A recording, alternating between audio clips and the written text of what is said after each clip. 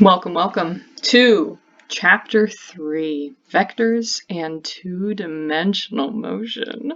So Chapter 2 was all about that Dimension 1. Now we're going to take the same knowledge, talk about two dimensions. We kind of led to the idea of two dimensions because I talked about the x being from left to right and the y being from up and down. So we're going to marry those ideas and introduce the two dimensions. We are going to have to do a little bit of trigonometry, but before we do that, let's take a read. Throughout our journey of solving physics problems, we'll sometimes be forced to using mathematical techniques that belong in the realm of trigonometry, which is essential to triangular geometry. Therefore, it's helpful to review these key aspects of trig. That's what we're going to do. For a right triangle, which contains a 90-degree angle, we typically have an angle of interest. This will be labeled as theta. It's a circle with a little line through it, or sometimes I'll draw it with a squiggle through it. Doesn't matter. It's a theta. That's what they are called. So we relate this angle to the physical dimensions of the triangle throughout three functions: a sine, a cosine, and a tangent. You can also call this a SOHCAHTOA. This is what I was taught, was some old hippie caught another hippie tripping on acid. I don't know why that's how I was taught. I was just a child. But yes, that's what I was taught, and that's how I remembered it. Or SOHCAHTOA, where its sine is opposite over hypotenuse, cosine is adjacent over hypotenuse, tangent is opposite over adjacent. And these can be translated over here as my x value is the adjacent, my opposite is the y, and my hypotenuse is r. We call it r because it's the resultant. It's the result of my x and y. We also need to pay attention to Pythagorean theorem. It is his theorem. He made it all by himself. And it just means r squared equals x squared plus y squared. And we will get familiar with this. So, quick example. On a sunny day, a tall building casts a shadow that is 67.2 meters long on the ground. If the angle between the sun's rays and the ground is 50 degrees, determine the height of the building. So, we know that r is 67.2. And we know that's meters. And then my angle here is 50. So I need to find y. I don't care about x at all, so goodbye. So if I want to find y, I need to find my opposite with my hypotenuse. So that means I'm going to use sine.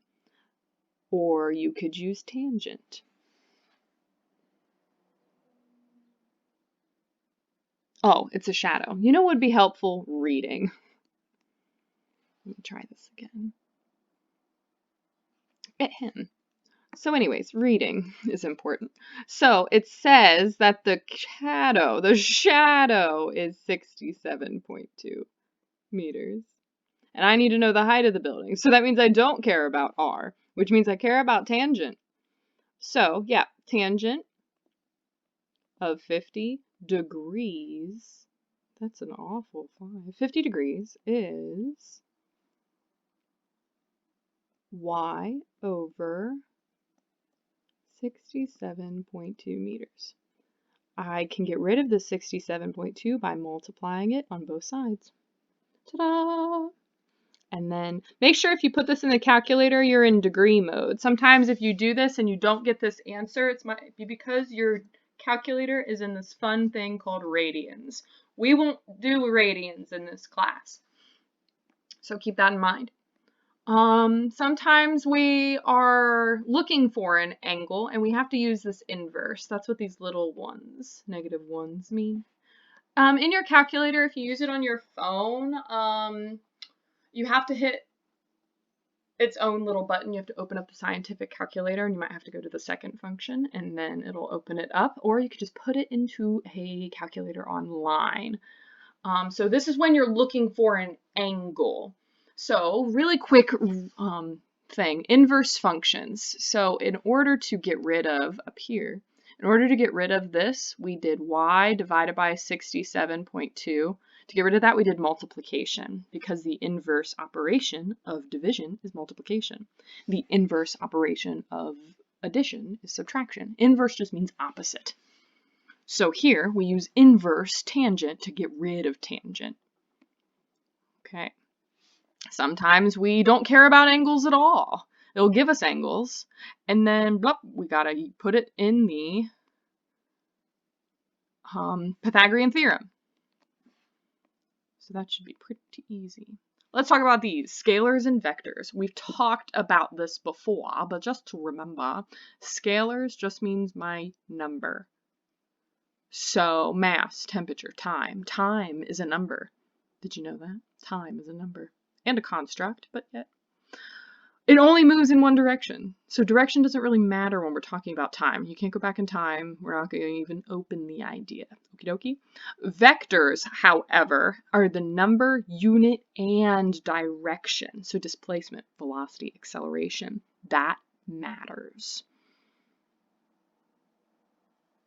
So in direction, we usually just had, up to this point, positives and negatives. Now that we've introduced angles, angles is also a part of a direction. So to distinguish a vector quantity from non-vectors, we'll write an arrow sometimes above the symbol. For example, the vector quantity for displacement may be written as 0.5 meters at 30 degrees above the x-axis. So what does that mean? Well, that's what this looks like right here. See how it's above the x-axis at 30 degrees for 5 meters? Without that, this is just a scalar. So the scalar is 0.5 meters. That's it. Neat. When we're doing vector addition and subtraction, we simply add them together if they are in the same area. Remember, we call this resultant. It is the result of two vectors, A and B in this case. If we have it as a triangle, that's why we do the Pythagorean theorem, to find the result. And we also need to determine the angle. So here, we added the two together, A and B, and they were both in the same direction, so it's due east. Here, we talk about that angle. You can note it as above the x-axis. They also do this thing called north of east. So that means you have to do east first, so it's east, and then north is up. Why they talk about it that way, I am not super sure. It's always been a thing in physics, but I get confused with it sometimes. So it's east and then north, but you call it north of east. Or you can just say it's above the x-axis. Okay. Subtraction is pretty much the same, except you have a negative number in there this time. So make sure you watch those negative numbers. Components of vectors. Sometimes we may write it, sometimes maybe we're given the resultant and an angle, but you need to break it down and find out what the x's and the y's are. You can use trig to do this. Just like down here, they use cosine to find the x, or you can use it again to find the y by using sine. And you'll get more familiar with that as well in homework problems. So, and you can write it out like this, where the resultant is, let's say I did the math and I found that x-axis, the x side of this triangle, is 112 meters. So it's 112 x vector. That's what the little whoop means, my x vector. And then plus, we did it again to find the y, and then you denote it with the y, with the hat. I think it's called a hat or a caret. I'm not actually sure. I don't remember what the little topper is called. But that's how you denote what its sides they are, if you needed to. So let's, again, these examples are pretty straightforward. Addition of components. So let's say I want to do this example, yes.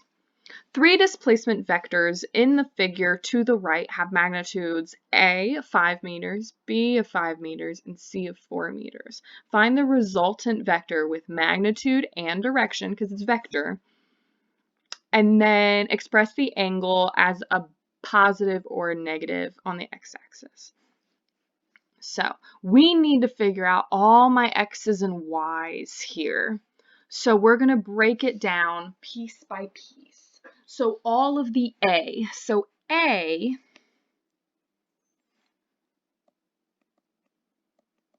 is in the negative x direction, because it's over on the left-hand side. And it's negative A cosine, because we're looking for x, of 20. And that's what they find after you put A in as 5.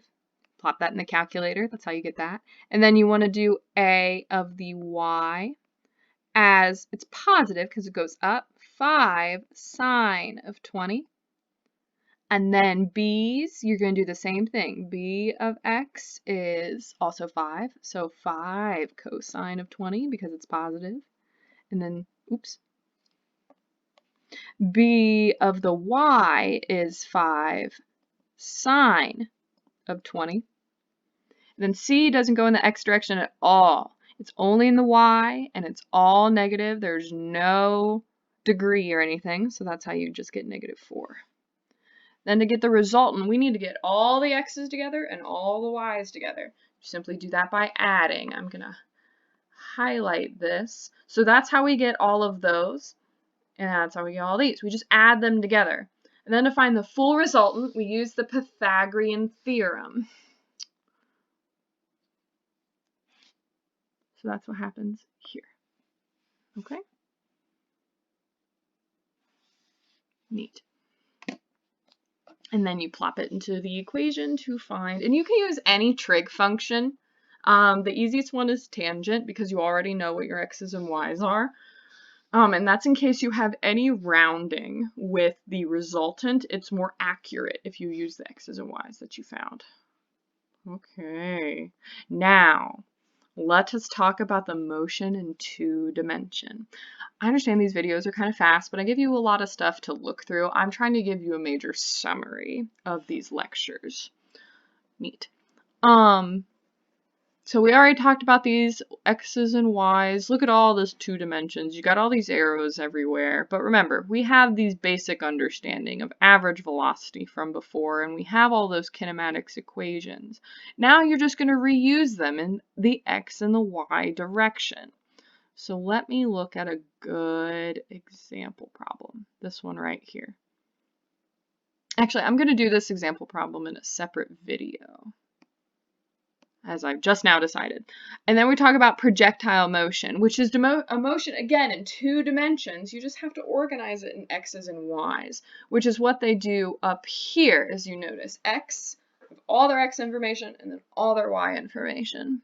This is where problem solving and critical thinking skills really are going to come into play because you want to stay organized. And you can use this to solve all sorts of problems. I will do an example in a separate video just so it's clear. Again, addition of velocities. You want to do this again. Look at everything you were doing. You're breaking down these x's and these y directions. All right, so look at my next video for an extensive work problem, okay?